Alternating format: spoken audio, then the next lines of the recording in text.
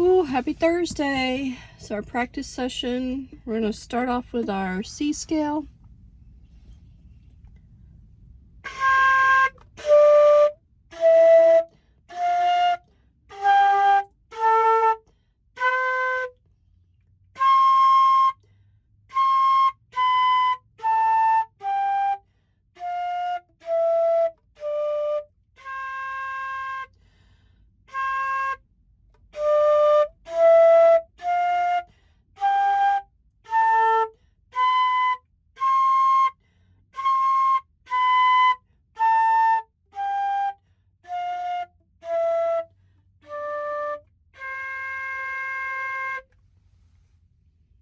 Alright, these are the octaves.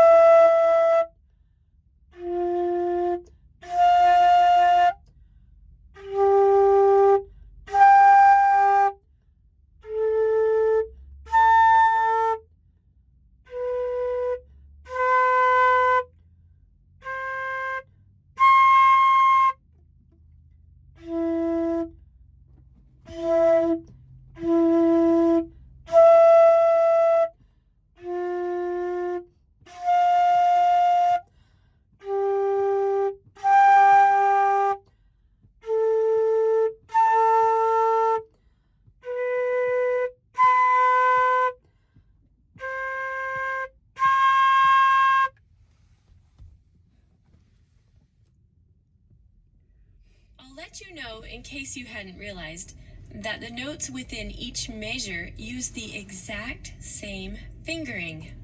Did you know that? All you have to do is blow a low note and then blow harder for the higher one.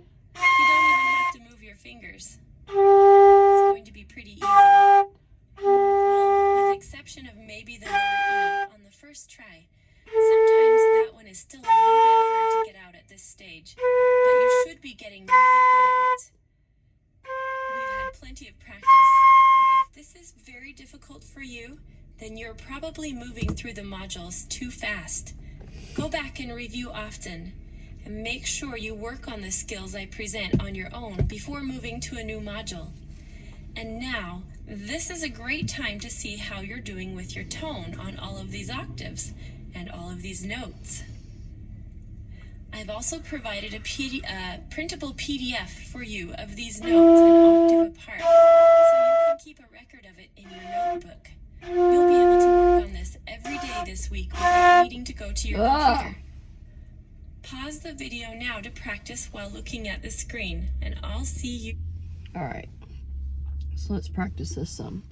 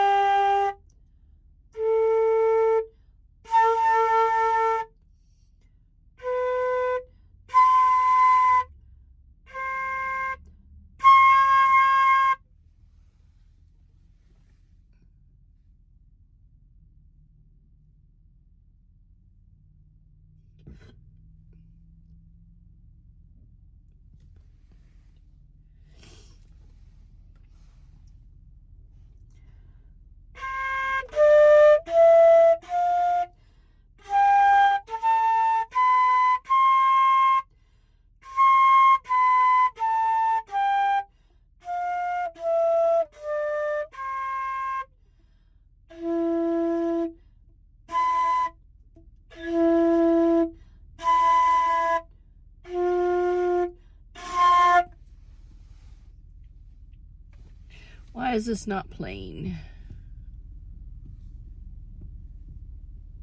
Let's refresh.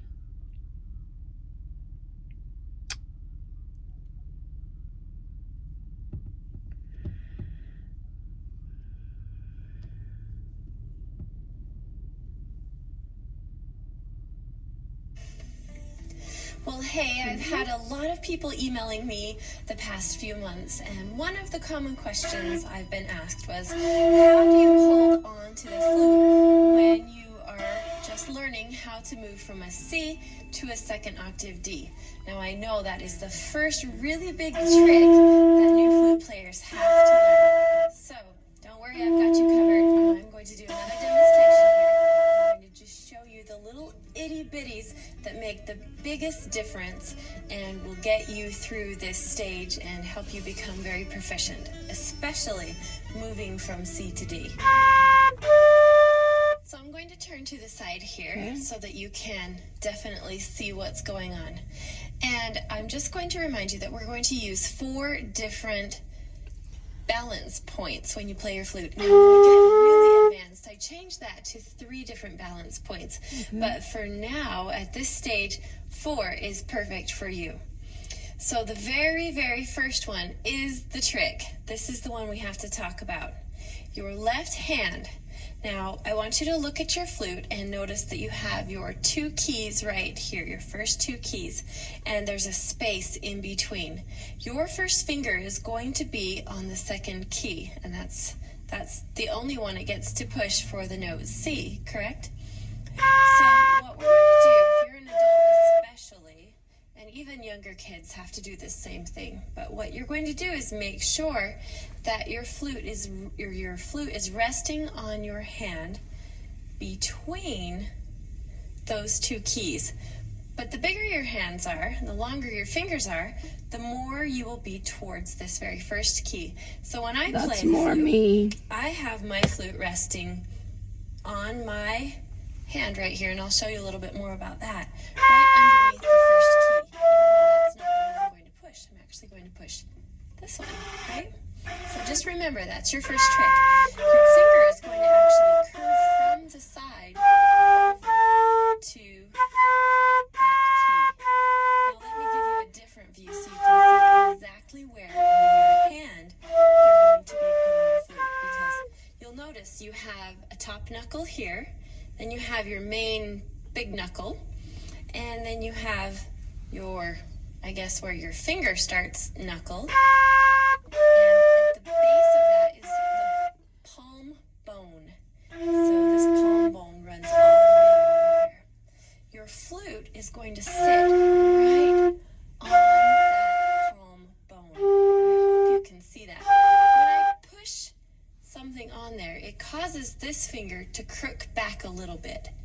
And that's what's going to happen when you play your flute. Now, no, it's not going to be pressed on hard, but that is where it goes, so that your finger kind of crooks back. See this right here? I don't know if you can see it, but it's there. Watch my flute. That's why we're able to do See this. how it's actually angled back? Angled right there. And my finger goes on. Okay. That one's the biggest trick. Just make sure that you don't have your flute resting lower than that palm bone, or it will slide down. And especially if you keep your fingers straight like this, and they're not crooked backwards like it's going to have to be, this pulled back a little bit, you're going to put your flute on and it will just slide right down. It will just slide right down every time you change and let go of your thumb. So be really careful and make sure that when it's on there, that it pushes that hand back, that finger back, I guess I should say. That is a secret. Then you're going to bring it around onto the key. So it basically kind of grips it and holds onto the little shelf there.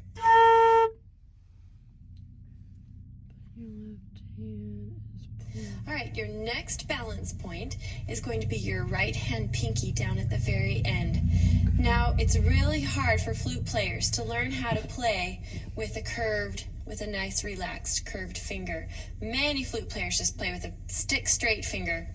And you can do it, of course you can do it, but if you want to be really good and learn how to play without your fingers hurting and your body all tensed up, then you need to practice and practice relaxing that finger over and teach yourself to play with it curved. The next balance point is your thumb underneath. Now, many people play with their thumb turned under like this, so their whole entire thumb is holding on. Sometimes they turn it to the side, and like this. I've seen, oh gosh, so many flute players doing that, but really, that is not the best way to play. In fact, if I ever saw any of my flute players doing that, I would immediately slide it back over about right underneath the key that your first finger is going to go on. And then I would turn it to the side. Now, the reason I'm doing that is because, here, let me turn so you can see well, is because if I have my thumb turned under, watch what happens to my wrist. Everything shifts, which is going to make me play with my fingers on an angle. I'm going to end up resting on this bar. It's going to make my fingers slow, really slow. You may think you're moving fast, but it's not nearly fast as you need to go to be really good. So practice getting that thumb turned on its side, and instead of holding your flute from underneath, bring it back onto the curve. That will help you have better hand position, and better hand position makes you sound better, play faster, and gives you better technique in the long run to be a much higher level player. Okay, the very last part of this video is your last balance point, and that would be your, I call it your chin, but really it's right underneath your lip here. So let me put my balance points on here. 1, 2, 3, 4. And then when I play, I have to make sure that my flute is pushed a little bit in front of me instead of pulled clear back behind me. That will twist my back, and I don't like to have a twisted back. I'm sure you don't either. So push it just a little bit in front of you so that you can slightly see the flute with your peripheral vision. In fact, I can see it quite a bit. And that will be your best position as long as your left leg is in front. So I hope that really helps you. That first finger is going to be your big one to practice. And make sure you have it crooked back. Your flute is sitting on the palm bone. And that your finger is coming from the side. Good luck.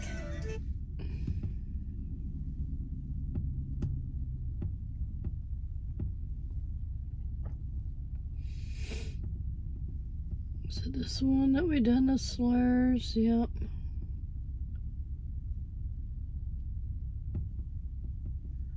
Without 2 pieces here.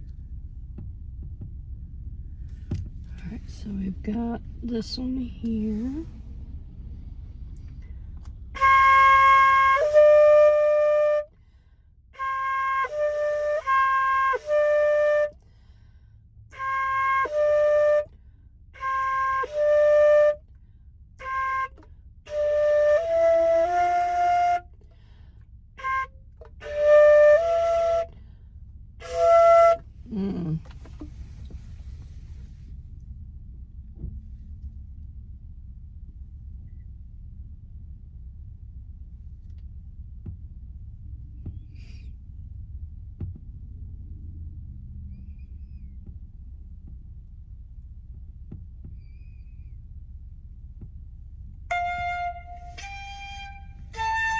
This is a scale. Excuse me.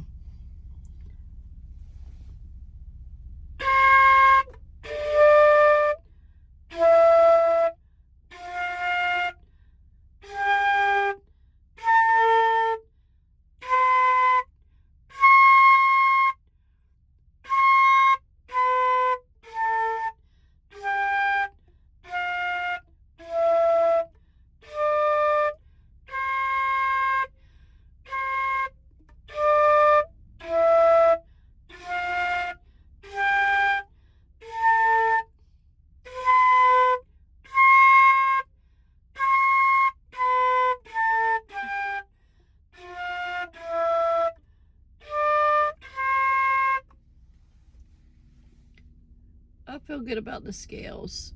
Oh, this beautiful song right here. Okay.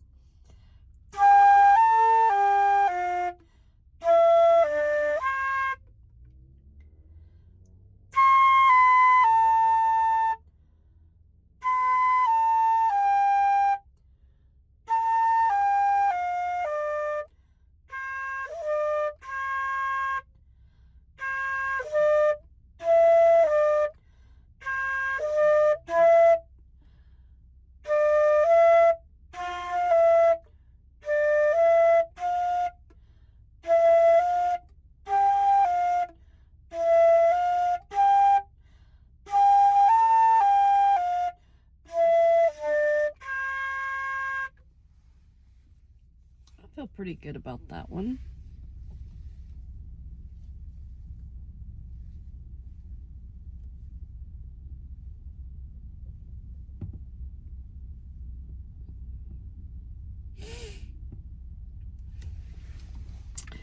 And then the octaves.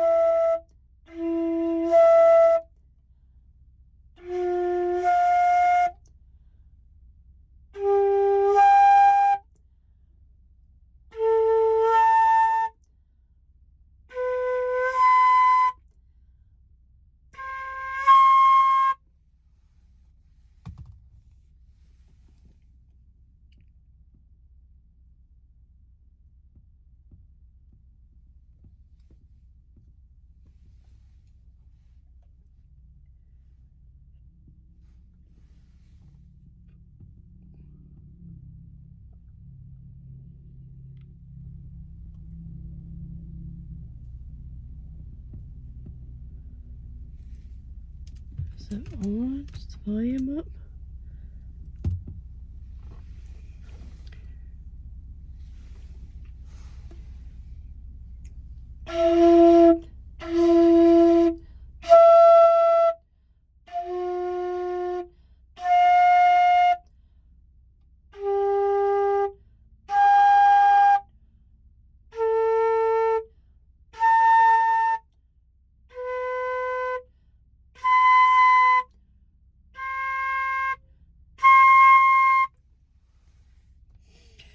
Alright, it's about time for me to shut it down.